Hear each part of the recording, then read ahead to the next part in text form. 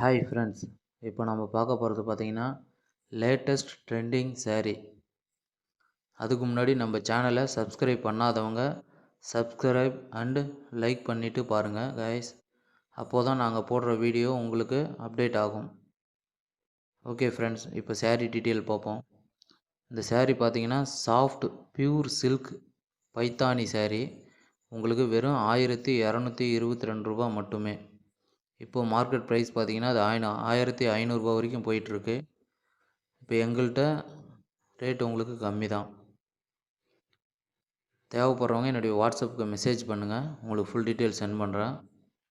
Review பார்த்துட்டு நீங்கள் order கொடுங்க.